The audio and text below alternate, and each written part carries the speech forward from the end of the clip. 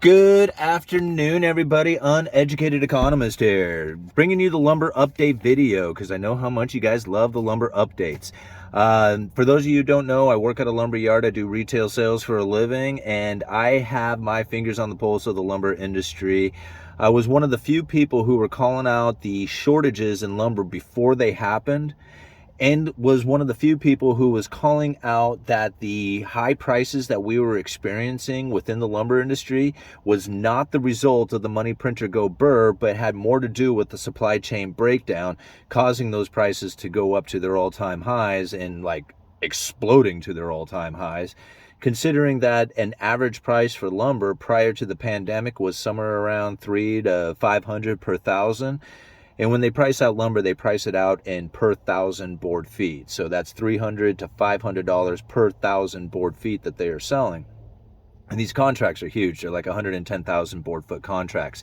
That's changed just recently. They're now a quarter of that size. But from what I was getting from Keta, who runs Madison Lumber Report, from what she was saying in that you have to buy 4 contracts at a time, so it still makes it 110,000 board feet anyway. So anyway, I'm still like learning a little bit about that and what's taking place as far as the futures and the size of the contracts and what kind of price implications that can have with the futures anyway. So right now we have futures at $423 per thousand. This is incredibly low considering the $500 per thousand that we were experiencing just a few months ago and the over $1,000 per thousand that we had seen during the high price spikes during the shortages in the pandemic. Those shortages have come to an end. The inventory levels had found their place again as far as being filled, and the prices came down to what would be considered normal, like lumber prices at $400 per thousand or even $500 per thousand. That's a very normal price. And reflecting that into the retail price of things, because obviously the futures price isn't what the retail price is. The retail prices, if you were to kind of compare back to the pandemic or prior to the pandemic, an average 2x4 8-footer would go for around $3.50 to say $4.50. That's a little bit high. I mean, I remember selling studs for $1.25 a piece. So I mean, they've been really cheap at times. But if you think anywhere from $3 to $4, even a little bit over $4 would be a normal price. Right now, I'm selling 2x4s. Well, I was selling them for around $4.29. I think they've ticked up a little bit since then, but $4.29 was a very average price. I mean, that was something that you could expect. And the same thing with plywood. Or, I mean, as far as the 2x4, those spiked out at $13.50. So when you're looking at $4.29, that's a really good price, right? This is like what you would expect to pay. And then when it comes to plywood, the sheathing, half-inch CDX. Now, this is the most common plywood that you would find for sheathing a new construction building, like a new home. You got your studs, that's the 2x4s, 2x6, that's like the skeleton of the building. And then you got the sheathing that goes on, the half-inch CDX plywood or OSB plywood. This would be like the skin that goes on before all the doors, windows, siding, and stuff like that goes in. So it's like the main construction, the main framing of the building is the studs and the plywood. And so when you're thinking about like new construction, following those two particular items is going to be very telling of what we are experiencing within the new construction market, because if there's a huge demand for those things, then you would see the price of them start to increase, or if there's a lack of production. Right? Those are the two things. And that's what we had really experienced prior to the pandemic, was a lack of production. So right now, home builder sentiment is in the toilet. Like, they are not interested in building homes, and mainly because they don't have a lot of buyers traffic coming into the market to say, hey, I'm interested in buying this home that you're building. So if you don't have that market, that buyer's market in there, then the builder themselves are like, man, I don't know, like, how much confidence can I have thinking that this house is going to be worth a particular amount when I start to build it, but then by the time I go to sell it, I can't get that much for it. That cuts into all my profit margins, and it doesn't give me like the environment that gives me a lot of like encouragement to go out there and build these homes. So that will reflect back into the prices, because really, if the home builders are not eager, then neither is the production from the mills. Like, they are looking at the home builders market because that's the number one market that's going to be buying their product. And if the home builders aren't excited, then I can't imagine the production of the building material is going to be excited either. You kind of see where I'm getting at? Now, for those of you who don't know, I get a lumber letter once a week that kind of gives us an idea of what's going on throughout the nation.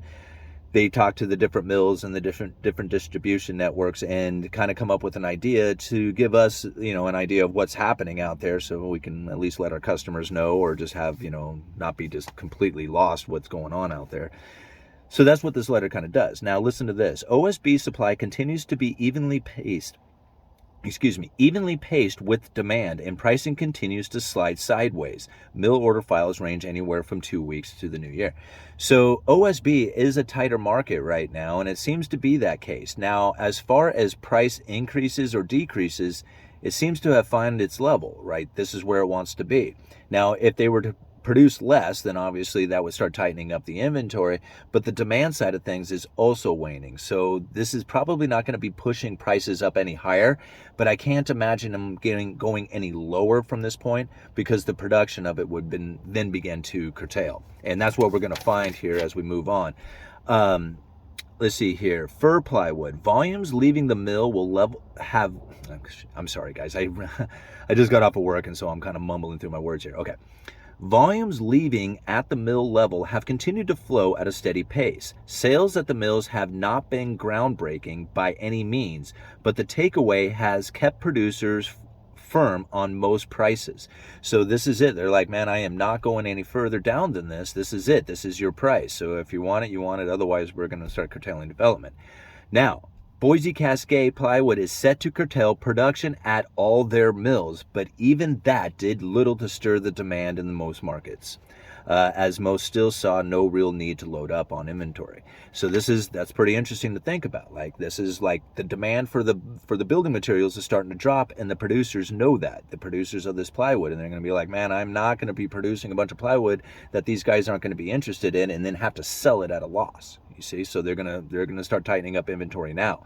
That's why I've been telling people, pick up your building materials. I've been saying it for some time. Like, there's very little downside risk from right here. So if you got projects coming into the future, I wouldn't hesitate. Pick up your stuff while you can.